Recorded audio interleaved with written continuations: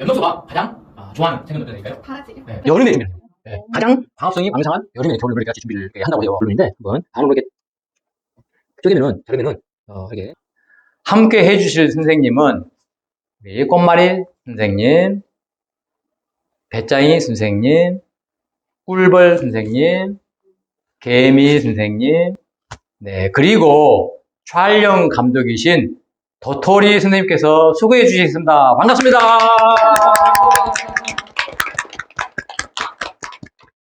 나무와 기온에 대해서 한번 알아볼까요? 도표를 잠깐 보면서 말씀드리겠습니다. 여기 도표를 보시면은 왼쪽이 이제 CO2 흡수와 방출이고 오른쪽이 온도가 되겠습니다. 식물은 CO2를 흡수를 하여 유기물을 합성을 하고 그리고 CO2를 방출하면서 유기물을 소모하게 되는데 이를 우리는 뭐라고 하죠? 광합성. 네, 맞아요. 광합성이라고 합니다. 근데 여기서 광보상점이 있는데요. 광보상점은 CO2를 흡수하는 속도하고 그 다음에 CO2를 방출하는 속도가 동일할 때 광보상점이라고 합니다. 즉 다시 말해서 식물이 광합성을 하는 양하고 그 다음에 호흡을 해서 소모하는 양하고 동일하다는 뜻이 되겠습니다. 이것을 소닉분기점이라고 하는데 이 소닉분기점은 보신 바와 같이 5도C가 되겠습니다. 그래서 5도C 정도 가까워지면은 바로 식물들은 겨울 준비를 하게 되는 겁니다. 광보상점을 지나면은 계속해서 온도가 올라감에 따라서 광합성 속도가 증가하게 되는데 계속해서 증가된 게 아니라 어느 한계점에 이르게 되면은 광합성 양이 증가하지 않게 되는데 그게 바로 광포화점이라고 합니다. 식물들은 이처럼 쭉 보시면은 25도씨를 제일 좋아합니다. 25도씨 정도 되면은 광포화점에 도달한다고 합니다. 단풍이 울긋불긋 드는데 그 이유가 뭘까요? 겨울 준비를. 겨울 준비를. 엽록소가 파괴돼서. 맞아요. 다 맞는 말씀이에요. 자, 그러면 도표를 보면서 잠깐 알아볼까요? 네. 자, 태양광 스펙트럼이 있는데 여기 보시면은 자외선은 10 나노미터로부터 그다음에 400 나노미터까지이고요. 가시광선은 약 400 나노미터로부터 750 나노미터까지. 적외선은 750 나노미터 이상을 바로 적외선이라고 하는데 여기서 광합성이 이용되는 파장은 어디일까요? 가시광선? 네, 가시광선이죠. 가시광선은 말 그대로 가시, 본다는 의미잖아요. 인간의 눈으로 볼 수 있는 가능한 범위. 이것을 가시광선이라고 통상 부르는데요. 자, 그러면은, 저기 보시면은 광합성이 이용되는 이제 파장이라고 그러는데, 여기서, 빨주, 노초, 파남보, 7가지 무지개 색깔이잖아요. 그래서 아까 380 나노미터로 해가지고 쭉 750 나노미터까지 빨주, 노초, 파남보로 쭉 되어 있는데, 여기서 엽록소가 가장 좋아하는 색은 어떤 색일까요? 파란색이요? 네, 파란색. 그리고 빨간색. 네, 빨간색이에요. 파란색과 빨간색을 엽록소가 가장 좋아합니다. 근데 엽록소가 만약에 파괴되면은 어떻게 돼요? 무슨 색이 남을까요? 노란색. 네, 노란색이 남게 돼요. 엽록소의 광에너지 스펙트럼인데요. 아까 잠깐 말씀드렸지만 엽록소는 어떤 색을 좋아한다겠죠? 빨간색. 파란색과 빨간색을 좋아한다겠어요. 여기 보시면은 왼쪽이 이제 흡광도고요. 오른쪽이 나노미터인데요. 엽록소가 이 파란 파장으로 왔을 때, 청색광으로 왔을 때 가장 엽록소가 높이 80까지 가고요. 적색 광으로 왔을 때는 약 20 정도 이렇게 나와요. 흡광도가. 그래서 나머지는 거의 없다고 보면 되겠죠. 녹색광은 반사를 된다는 의미가 되겠어요. 그래서 여기서 보면은 청색광이 적색광에 비해서 약 4배 정도 이렇게 많이 엽록소가 흡수를 하게 되면서 이제 광합성을 하게 됩니다. 색이 3가지가 있는데 3가지 색소가 있는 건 아시죠? 네. 먼저 카로틴 노이드에 대해서 한번 알아볼까요? 아까 말씀드렸지만 이게 엽록소의 광 에너지 스펙트럼이잖아요. 근데 엽록소가 청색광에서 가격이 높게 나타났잖아요. 네. 높게 나타났는데 이 엽록소가 제대로 역할을 하지 못할 때 이것을 보조하는 그러한 색소라고 볼 수 있어요. 그래서 엽록소가 역할을 제대로 못하면은 이와 같이 카로티노이드가 광합성 대신 이렇게 해주는 역할을 한다고 볼 수가 있어요. 반대로 안토시아닌은 색깔이 뭐나요? 빨간색이잖아요. 조직 보호하는 역할을 하고 있어요. 원래 가지고 있는 색은 아니에요. 근데 없는데 엽록소가 파괴되면은 노란색, 원래 있는 노란색에 빨간색이 이렇게 덮여진 거라고 볼 수가 있어요. 로제트 식물 같은 경우는 약간 불구스름하잖아요. 예. 그래서 조직을 보호하는 역할을 하기 위해서 한다고 해요. 그리고 이제 세 번째로 탄닌은 타감작용을 이렇게 하잖아요. 갈색인데 이거 원래 있는 색소예요. 근데 탄닌 같은 경우는 타감작용을 하기 때문에 다른 어떤 그 식물들이 자라지 못하게 하거나 또는 동물들이 먹지 못하게 하는 그런 역할을 하는 색소라고 이렇게 볼 수가 있어요. 단풍이 드는 이유는 뭘까요? 엽록소가 파괴되니까 그렇지 않을까요? 엽록소가 파괴되기 네. 때문에 또 겨울에 동상을 또 막기 위해서도 네. 전략이겠죠. 네, 동상을 막기 위한 전략이죠. 떨어지면은 이제 그 겨울을 준비하는 그런 과정이라고 볼 수 있는데, 만약에 단풍이 들지 않고, 계속 광합성을 하게 된다면 어떻게 될까요? 얼죠? 네. 계속 물을 빨아 올리면 그래, 빨아 올리게 되고, 얼죠? 온도가 5도씨 이하가 되고, 그러면은 얼어서 그게 동파가 이렇게 되게 되는 거죠. 그래서 동파를 막기 위해서라고 볼 수가 있겠습니다. 그런데 엽록소가 이제 파괴되면은 아까 말씀드렸지만 녹색이 노란색하고 이제 빨간색이 드러나게 되잖아요. 그렇게 되는데 단풍이 드는 이유는 떨켜가 있기 때문에 그렇다 볼 수가 있어요. 이 떨켜가 있는 나무가 있고 떨켜가 없는 나무가 있는데 침엽수 같은 경우는 떨켜가 없어요. 근데 활엽수는 통상 떨켜가 있는데 상록 활엽수는 떨켜가 없다고 볼 수가 있어요. 네. 근데 그 중에서도 상록 활엽수가 아닌데 떨켜가 없는 나무도 이제 있기는 있어요. 그 나무들은 겨울에 잎을 달고 있는 거죠. 아까 뭐 보셨던 그 대왕참나무 같은 경우도 다 이렇게 달려 있잖아요. 네, 그런 경우는 떨켜가 없다고 이렇게 볼 수가 있습니다. 자, 그러면은 단풍은 활엽수만 들까요? 아니요. 침엽수에도 든다고 볼 수 있죠. 네. 소나무는 어떠나요? 한 3년 정도. 소나무는 한 3년 정도 되면 이제 그 네. 단풍이 들어서 떨어지고, 잣나무 같은 경우는 한 6년에서 7년 정도 이렇게 된다고 되게 해요. 길어요. 근데 아까 오면서 보셨지만, 해양목과 같은 경우는 갈변이 됐잖아요. 단풍이 갈색으로 변하는 모습을 보셨을 거예요. 그 다음에 산철쭉 같은 경우도 반상록으로 이렇게 겨울에 지내게 돼요. 아까도 이제 오신 것도 봤잖아요. 그렇게 해양목이라든가 그 산철쭉 같은 경우는 갈변과 반상록으로 있다가 봄이 되면은 새잎이 나면서 그 잎들이 다 떨어집니다. 예. 근데 소나무와 잣나무는 이제 3년하고 그다음 6, 7년 지나고 나면은 이제 이파리가 이제 떨어지게 되는데 왜 떨어지냐면은 공장을 가동했을 때 투자자 효과 면에서 효과가 더 많아야 되잖아요. 근데 투자를 했는데 생산이 별로 안 되면은 이제 그것을 갈아줘야 되잖아요. 그래서 에너지를 소비를 최소화시키기 위해서 이것을 이제 떨어뜨린다고 해요. 네, 계속 가지고 있을 수 없는 거죠. 겨울에는 색깔이 어떤 색깔이나요? 소나무하고 잣나무 자세히 보세요. 보면은 거무튀튀한 색깔이에요. 약간 검정색이 띈 녹색이지만 거무튀튀한 색깔이라고 표현하거든요. 엽록소가 없어요. 그럼 광합성을 안 하겠네요? 와, 광합성은 안 하죠. 그래서 봄에는 연한 녹색이에요. 이제 봄에 보시면 연한 녹색으로 바뀌어요. 그래서 엽록소가 있는 거예요. 선생님, 식물들은 어떻게 추운 겨울을 보내죠? 좋은 질문이에요. 씨앗으로 보낼 수도 있고요. 그 다음에 잎과 뿌리로도 보낼 수 있고, 그리고 알뿌리와 땅속 줄기로 이용해서 겨울을 지낼 수가 있어요. 뭐 초본하고 나무를 이제 굳이 이제 구분해서 이렇게 설명을 해본다면은 먼저 초본에서 한번 알아보면은 초본 같은 경우는 세 가지 종류가 있어요.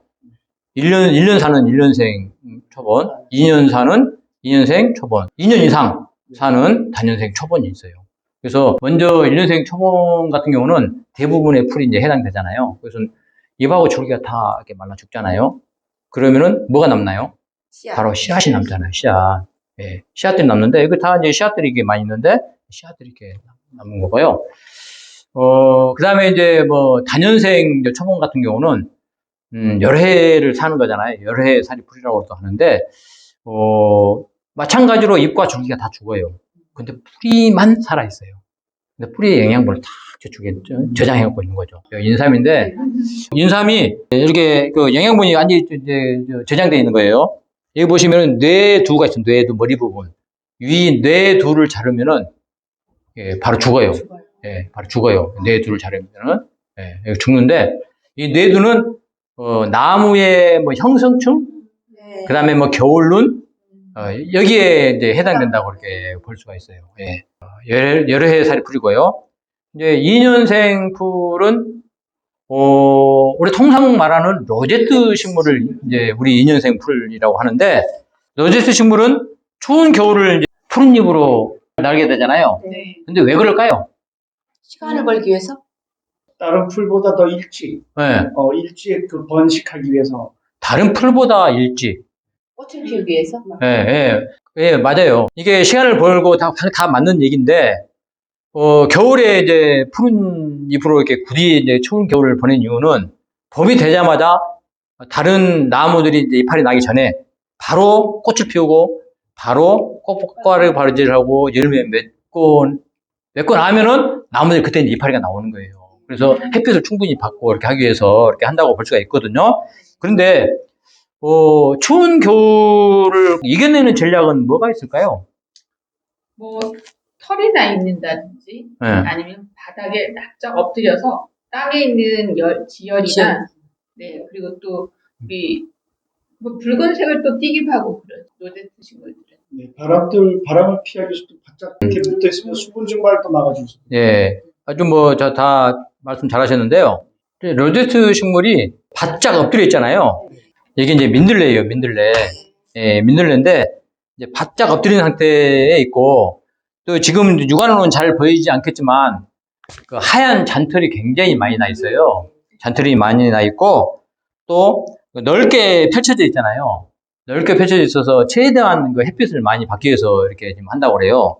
그래서 이게 이제 그 털이 많은 이유는 일단은 수분 증발을 막기 위해서 이렇게 한다고 그래요. 그리고 서리가 내렸을 때 서리의 그 털에 얼도록 유도를 해가지고 안쪽까지 속까지 어는 것을 방지하기 위해서 이렇게 고대 전략이라고 이렇게 볼 수가 있다고 합니다. 근데 내가 한 가지 이렇게 질문을 해볼게요. 씨는 왜 얼지 않을까요?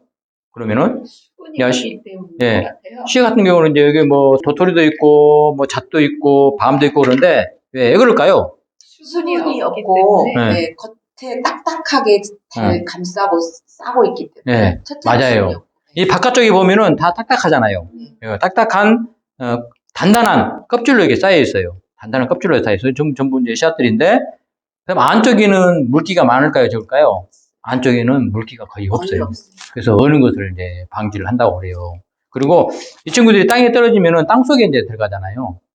땅 속에 이제 눈 덮인 특히 땅 속에 있기 때문에 이게 보온 효과가 있다고 그래요. 그래서 어느 것을 방지하고 해서 살아남는 그런 전략이라고 볼 수가 있겠습니다. 이건 뭐 나무는 어떻게 겨울을 나죠? 네. 그렇지 않아도 나무의 겨울나기에 대해서 알아보려고 하는데 좋은 질문이에요. 나무는 수피가 단단하고 두껍게 되고 깊게 파여 있잖아요. 그래서 어느 것을 이렇게 방지를 이렇게 한다고 해요. 그리고 또 봄에 이제 새싹이 날 수 있도록 겨운을 또 만들어 놨잖아요. 겨울눈. 네. 예, 이런 전략으로 해서 겨울을 나게 되는데, 나무의 먼저 세포 속에서 어떻게 겨울을 준비하는지를 뭐 알아볼까요? 세포 속에는 물이 원래 있게 돼 있어요. 그래서 광합성을 이제 하게 되는데, 세포 속에 있는 물기를 세포 사이로 전부 옮겨 놓는데요. 겨울이 되면은. 세포 사이로. 근데 물기라고 하는 것은 한번 이렇게 얼게 되면은 몸집을 불려가지고 계속 커나가는 이렇게 왕창 많이 어는 그런 그 상황이 된대요. 그래서 세포 속에 물이 있게 되면은 물이 한번 얼게 되잖아요. 계속 커지면서 세포를 이렇게 찢는데요. 그래서 아까 동파라는 내가 표현을 썼잖아요. 그래서 그걸 위해서 이제 겨울을 이렇게 준비를 한다고 그래요. 그래서 이제 이것을 막기 위해서 또 추가적으로 당분이 있는데 당분을 농축을 시켜요. 그래가지고 점도, 끈적끈적한 거 있잖아요. 점도를 증가를 시킨대요. 그리고 이제 또 세포 속에 있는 뭐 단백질, 탄수화물, 지방 등을 농축을 시켜가지고 세포 용액의 농도를 또 이제 이렇게 증가를 시킨대요. 예. 그러면서 어는 점을 낮추는 거죠. 어는 점을. 정말 대단하지 않나요? 바닷물 어는 거 보셨나요? 못 봤습니다. 바닷물 얼지 않잖아요. 소주 어는 거 보셨나요? 소주 어는 거 보셨죠? 봤어요. 냉동실에 그냥 엄청나게 세게 할 때 얼지 막 그렇지 않으면 얼지 않잖아요. 네. 바로 이게 농도와 점도, 그 영향을 받는다고 합니다. 겨울루는 어떻게 이제 준비하고 있는지 한번 알아볼게요. 겨울루는 한마디로 작은 우주라고 이렇게 표현을 할 수가 있어요. 겨울눈 속에는 모든 게 다 들어있는데요. 잠깐 겨울눈 볼까요? 칠렵수의 겨울눈인데 한번 반으로 이렇게 쪼개면은 자르면은 이렇게 잎의 개수하고 실제로 내년에 이제 잎이 나는 그 개수하고 이렇게 동일하다고 해요. 근데 이제 나무들 같은 경우는 우발 상황에 대비를 잘 하는데 통상 이파리가 이제 겨울눈 준비해가지고 그게 정아예요, 정아. 정아인데 정아가 제대로 잎을 틔우지 못했을 경우에는 대비해가지고 치가를 통상 2개 정도 내로 준비를 한다고 그래요. 그 정아가 제대로 틔우면은 치가는 퇴화가 되는 거예요. 근데 정아가 잎이 틔우지 않으면은 치가가 대신 이제 잎을 틔우면서 생존을 한다고 그러고요. 심지어는 나뭇가지가 잘려 나갔다. 아예 치가도 없어요. 정아도 없어요. 그러면은 나뭇가지 속에 은하라고 표현하는데 이 은하가 숨어 있는 거예요. 그 나무가 잘려 나가면은 그 은하가 다시 또 튀어가지고 이파리가 나와서 생존을 하는 고도의 어떤 생존 전략이라고 이렇게 볼 수가 있겠어요. 그렇다면은 겨울눈은 왜 어울리지 않을까요? 겨울눈들이 꼭 있는데 이게 이제 목련꽃 겨울눈하고 그 다음에 여기는 칠렵수 겨울눈인데요. 목련꽃 겨울눈을 먼저 볼까요? 이것은 어떻게 되어 있나요? 한번 만져보세요. 한번 만져보세요. 네. 만져보세요. 솜털처럼 아주 되어 있고 여기를 이제 자르면은 몇 겹으로 둘러싸여 있어요. 이 껍질이 몇 겹으로 둘러싸인 상태에서 또 솜털까지 있어요. 그러니까 얼겠어요, 안 얼겠어요? 절대 얼지를 않아요. 이 목련 같은 경우는 겨울눈이 있는데, 자 보세요. 겨울눈을 무려 여름에 준비를 해요. 네. 가장 광합성이 왕성한 여름에 겨울눈을 이렇게 같이 준비를 이렇게 한다고 해요. 아주 준비성이 대단하죠. 근데 칠렵수를 여기 보시면은 이제 여기는 털옷이 아닌 가죽옷처럼 생겼죠? 네. 끈적끈적. 한번 만져보세요. 끈적끈적하죠? 이게 수지 성분이에요. 되게 예, 끈적해요. 수지 성분을 이렇게 이제 바르고 있어가지고 끈적끈적한 거죠. 이렇게 돼서 가죽옷처럼 가죽옷보다 더 단단한 거죠. 그래서 어는 것도 방지하고 또 해충이 이렇게 파고 들어가서 이렇게 해치는 것도 막는 역할을 이렇게 한다고 합니다. 이처럼 겨울눈 이렇게 돼 있는데 나무가 세포 속에 물기도 제거해주고 뭐 그 다음에 겨울눈도 준비하는데 더 이제 이것도 안 되기 때문에 더 준비를 해야 돼서 외투를 수선을 한다고 그래요. 사람의 외투에 해당하는 게 수피잖아요. 수피가 이제 원래 단단하고 두꺼운 것도 있지만 그렇지 않은 것도 있는데 이 수피를 좀 더 단단하게 하고 그 다음에 좀 약간 수피 껍질을 겹치게 하면서 두껍게 포개도록 만들어가지고 추운 겨울에 이제 추운 바람이 불더라도 그 어느 것을 방지하는 그런 그 생존 전략이라고 합니다. 그래서 나무가 죽지 않고 사는 전략이라고 볼 수 있죠. 예. 겨울잠을 잘까요? 안 잘까요? 한번 알아볼까요? 겨울잠 네. 잔다고 하고 있습니다. 네. 나무의 성장은 언제까지 될까요? 여름 정도요? 여름 여름? 정도. 봄, 여름. 네. 가을에는 안 되나요? 계속 성장. 가을은 겨울 준비. 네. 8월까지 성장을 한다고 그래요. 그래서 통상 봄, 여름에는 세포가 본격적으로 자라는 시기예요. 이걸 춘제라고 이렇게 하고요. 그 다음에 이제 8월 이후가 되고 겨울까지는 세포를 단단하게 만든다고 그래요. 추제라고 그래요. 그래서 춘제와 추제가 만나서 이제 나이트가 형성이 되는데, 이 나이트를 이렇게 보시면은 춘제는 색깔이 옅으면서 좀 약간 넓게 돼 있고요. 네. 그 다음에 추제 같은 경우는 이게 약간 색깔이 짙으면서 폭이 좁아요. 이게 추제예요. 조직을 단단하게 만드는 그런 조직인데요. 이때 그래서 나이트가 형성이 된다고 합니다. 자, 그러면은 소나무나 잡나무 같은 경우는 상록수잖아요. 그럼 겨울에 광합성을 하나요? 저는 하는 거 아닌가요? 한다고 알고 있었습니다. 광합성을 하기 때문에 뭐 이파리를 떨어뜨리지 않는다, 상록수다 네. 라고 생각할 수도 있겠지만 광합성을 하지 않습니다. 월 평균 5도씨 이상 되는 지역에서는 광합성을 물론 하겠죠. 그렇지만 5도씨 이하가 되면은 엽록소가 파괴가 되면서 광합성을 하지 않습니다. 만약에 광합성을 하게 되면은 일단은 세포 속에 물이 이제 가득 차게 되고 얼게 되면은 이게 바로 동파가 되는 그런 영향을 받게 됩니다. 자, 그러면은 이제 겨울잠까지 알아봤는데 이제 봄이 됐어요. 봄이 되면은 이제 깨어나기, 봄맞이를 하게 될 텐데요. 봄맞이 하면은 항상 나무들 뭐 고로쇠라든가 단풍나무, 자작나무 하면은 뭐 무슨 생각이 드나요? 고로쇠물. 고로쇠 물 생각나죠. 그러니까 물을 이제 본격적으로 식물들이 빨아들이는 네. 그런 시기라고 볼 수 있어요. 잎과 이제 꽃을 피우기 위해서. 근데 빨아들이고 있는데 세포 속에 이제 물을 빨아들이는 거잖아요. 광합성을 하기 위해서. 그렇다면은 나무가 동파되는 시기는 언제일까요? 추워가지고. 초봄, 초겨울, 꽃샘추위, 겨울, 꽃샘추위. 봄. 봄에 따뜻하다가 또 추워지는 꽃샘추위가 있잖아요. 예, 맞아요. 꽃샘추위 때 바로 동파가 동파 됩니다. 될 것 같아요. 그 이유는 겨울에는 아까 말씀드린 대로 어차피- 광합성을 하지 않는다 했잖아요. 그 물기가 없는 거예요. 근데 물기가 이제 봄 되면서 빨아들이면서 세포 속에 물기가 딱 있어요. 근데 갑자기 이렇게 꽃샘추위라고 말도 자체도 꽃샘추위잖아요. 추워지면은 바로 그 세포 속에 물이 얼면서 파열이 되는 거죠. 동파라고 표현하는데 나무 중에서도 남쪽 부분에서 바로 이렇게 동파가 된다고 합니다. 지금까지 식물의 겨울나기에 대해서 여러 가지 이제 알아봤잖아요. 어떤 느낌을 가지셨나요? 저는 선생님 말씀 중에 그 로제트 식물을 들으면서 로제트 식물은 봄에 그 작은 꽃을 피우기 위해서 겨울 동안 그 추운 바람이나 그 차가운 그 눈서리를 다 맞으면서 잘 견뎌내주는 그 모습이 너무 예쁘고 기특하게 느껴졌어요. 아, 네. 박수. 이제 목련을 보면서 느낀 점인데요. 가장 영양분이 많고 왕성할 때 내년 봄을 위해서 그 꽃눈을 미리 준비하는 준비성. 우리도 배워야 되겠다. 그런 교훈을 얻었습니다. 네. 네.